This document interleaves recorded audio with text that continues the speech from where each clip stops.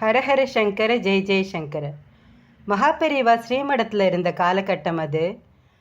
அன்றைக்கி வெள்ளிக்கிழமைங்கிறதுனால பெரியவாளை தரிசிக்க வந்திருந்த பக்தர்கள் கூட்டத்தில் வழக்கத்தை விட பெண்களோட எண்ணிக்கை கூடுதலாகவே இருந்தது.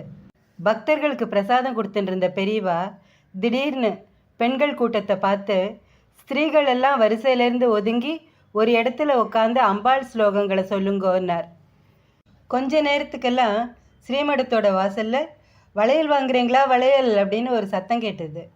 அது ஸ்ரீமடம்ங்கிறதையோ அங்கே மகான் இருக்காருங்கிறதையோ அறியாத யாரோ ஒரு வளையல் வியாபாரி வாசல்லேருந்து மறுபடியும் குரல் கொடுத்தார்.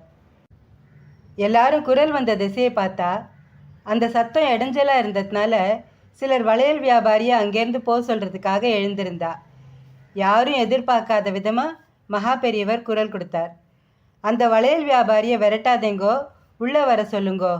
மகான் சொன்னதும் வேகமாக வெளியில் போய் அவரை உள்ளே அழைச்சிட்டு வந்தா அணுக்க தொண்டர்கள். சாமி மன்னிக்கணுங்க, ஒரு வாரமாக வியாபாரமே சரியாக நடக்கலைங்க. உள்ளேருந்து பொம்பளைங்க பாடுற சத்தம் கேட்டதால் வளையல் ஏதாச்சும் விற்குங்கிற நப்பாசையில் குரல் கொடுத்துட்டேங்க, தயங்கி சொன்னார் வளையல் வியாபாரி. அவரை கனிவோடு பார்த்தார் மகான். சரியான நேரத்தில் தான் வந்து குரல் கொடுத்துருக்க. அது இருக்கட்டும், நீ சாப்பிட்டியோ? பார்த்தா வெயிலில் ரொம்ப களைச்சிருக்க மாதிரி தெரியுதே. உன் வளையல் மூட்டையை அங்கே வச்சுட்டு கை கால் அலமிண்டு போய் சாப்பிட்டுட்டு வான்னார். அப்படியே மடத்தில் கொடுத்த போஜனத்தை வளையல்காரர் சாப்பிட்டுட்டு வந்தார். அப்போ தான் தன்னோட திருவிளையாடலை தொடங்கினார் மகான். தொண்டர் ஒருத்தரை கூப்பிட்டார். சென்னையிலேருந்து ஒருத்தர் இப்போ தான் வந்து வரிசையில் நின்றுருக்கார், அவரை அழைச்சிண்டு வான்னார். பெரியவா சொன்ன மாதிரி தொண்டர் போய் கூப்பிட, வந்ததும் வராததுமா மகானை தரிசிக்க வாய்ப்பா அப்படின்னு ஆச்சரியத்தோடு வந்து பெரியவா முன்னாடி நின்னார் அந்த சென்னைவாசி. பவ்யமாக தனக்கு முன்னாடி நின்னவரை பரிவோடு பார்த்தார் பெரியவா. என்ன, பொண்ணோட கல்யாணம் கை கூடுற நேரத்தில் தட்டி போகிறாப்புல இருக்கா? நான் சொல்கிற மாதிரி செய். இன்னைக்கு வெள்ளிக்கிழமை. இதோ இங்கே இருக்கா பாரு பொம்மநாட்டிகள், இவா எல்லாருக்கும் நீ கை நிறைய வளையல் வாங்கி கொடு. அம்பாளோட ஆசீர்வாதத்தில் உன் பொண்ணோட கல்யாணம் ஜாம் ஜாம்னு நடக்கும்னு சொன்னார். வந்தவருக்கு ஆச்சரியம். தான் சொல்லாமலே மகளோட திருமணம் தடைபடுறதை எப்படி தெரிஞ்சின்றார் மகான்? அதை விட ஆச்சரியம், அதை நீக்குவதற்கான வழியையும் சொல்லி அதை நிறைவேற்றுவதற்காகவே வளையல் வியாபாரி ஒருத்தரையும் அங்கே வரவழைச்சிருக்கார். எல்லாரும் சிலிர்த்து போயிட்டா.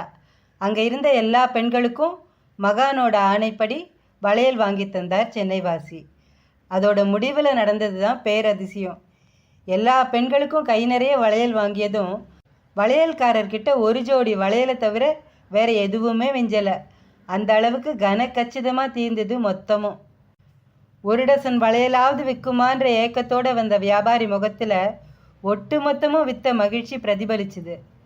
தன்னை யாருன்னே அறியாத வளையல் வியாபாரியோட கஷ்டத்தை தீர்க்கறதுக்கு முன்கூட்டியே தீர்மானம் பண்ணிட்டு வந்திருந்த பெண்களையெல்லாம் அங்கேயே இருக்க சொன்ன மகானோட தீர்க்க தரிசனத்தை நினச்சி சிலிர்த்து போனார்கள் எல்லாரும். ஹரஹர சங்கர ஜெய் ஜெய் சங்கர. காஞ்சி சங்கர காமகோட்டி சங்கர.